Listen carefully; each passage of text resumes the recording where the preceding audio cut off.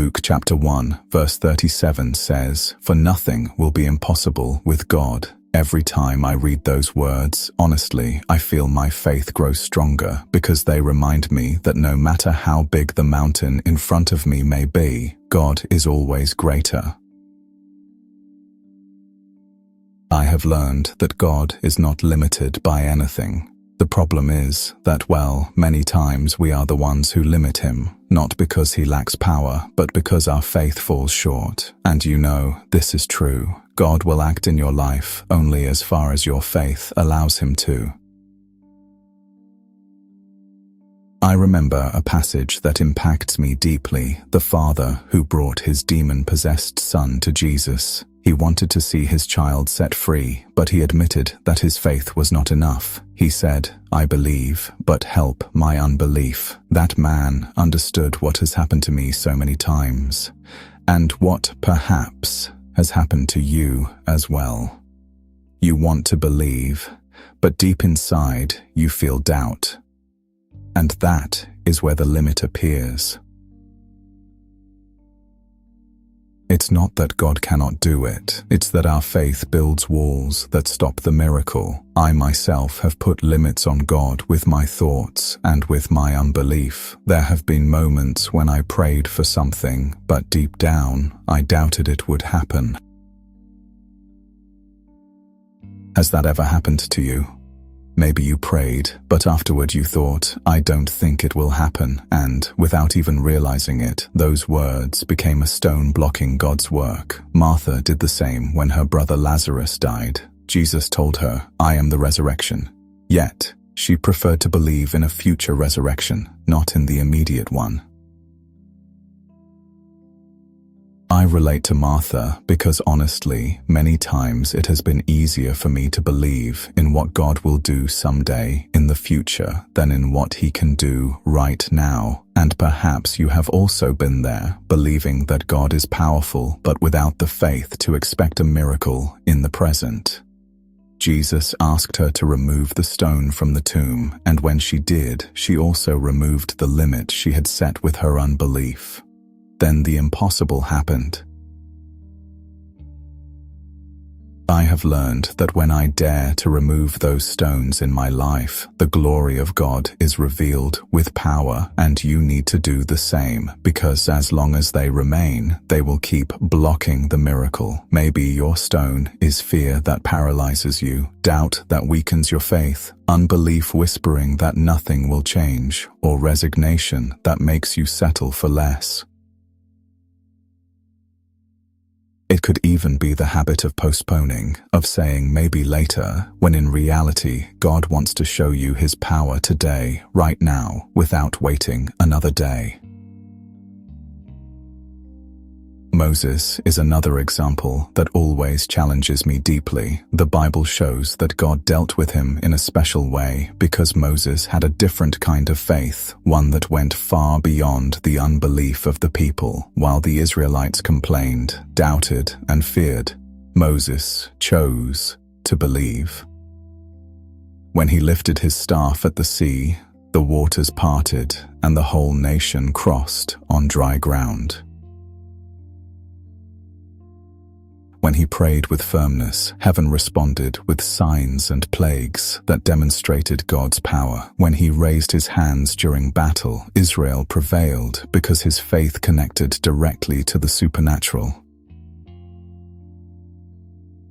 I read those stories, and I paused to reflect. Moses' faith knew no limits, and because of that, God's power was never stopped. Moses wasn't perfect, but he believed in the impossible. And then I think of you and me, how much more could we see if we decided to believe in the same way?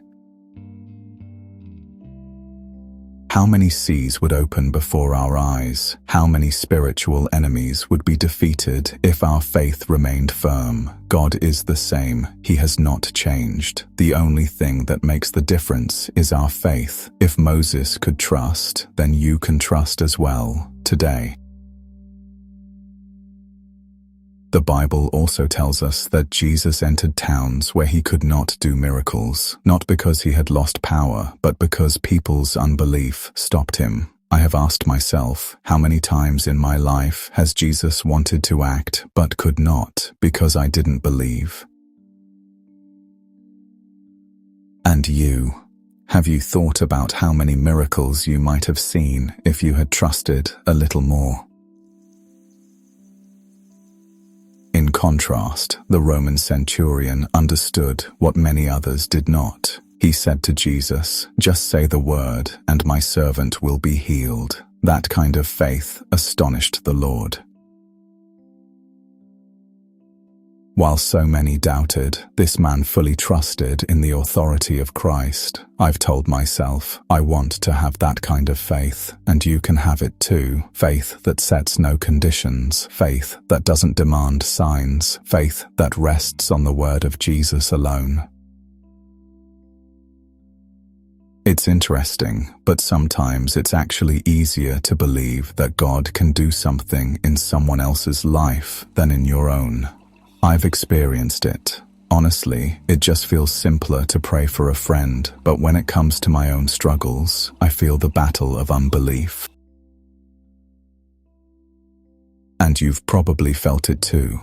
We find it harder to believe that God can move in what hurts us most, in what matters most to us. But that is exactly where he wants to show himself, without limits. Peter teaches us another lesson. He was the only one who dared to step out of the boat when Jesus walked on the sea. I admire that moment because Peter walked on water. The impossible happened beneath his feet, but when he let fear dominate him, he began to sink. Peter walked only as far as his faith carried him. And you know this too. Your steps will only reach as far as your faith allows. Sometimes I wonder what would have happened if Peter had not doubted. Maybe he would have walked across the whole sea with Jesus, seeing wonders the others never experienced. And then I think, how many times have I been like Peter? I start to believe, but I stop halfway. How many times have you been the one who stayed in the boat, watching from a distance what God was doing, but never daring to step out? The problem is not in Jesus. It never was. He is still the same, with the same power, with the same authority. The limit is in our faith. I have seen it in my life. When I dare to believe, the Lord acts. When I doubt, I miss out on what He wanted to show me, and you will see the same. If you dare to believe, God will manifest Himself. That's why I want you to hear this clearly today. God has no limits. Don't limit Him. He is still the God of the impossible. He is still the one who parts seas, who raises the dead, who heals the sick, who changes stories. And even if you feel that your faith is weak, if you take one step and trust, you will see His glory. Maybe you are in the middle of a battle, maybe your heart is wrestling with unbelief, but this is the moment to remember that nothing is impossible for your Lord. Look back at your life. I look back at mine and realize that so many times God carried me when I thought I couldn't go on. He showed me that His power has no limits. You can look back too and recognize moments when God lifted you up even when you didn't deserve it. That was Him showing you that His grace never stops. The Lord wants you to live with the certainty that His power is infinite. I believe it with all my heart, and I want you to believe it too. Don't limit what God wants to do in your life because of fear, logic, doubt, or resignation. He has no limits. The only limit that exists is the one you decide to place through unbelief. So dare to believe beyond what you see. Dare to trust beyond what you understand. Dare to expect the impossible, because for the one who believes, all things are possible. I am convinced that when you decide not to limit God, your life will never be the same, and you can experience that too. Today, I want to leave this truth in your heart. God has no limits. Don't limit him. Live believing that all things are possible if you trust in him.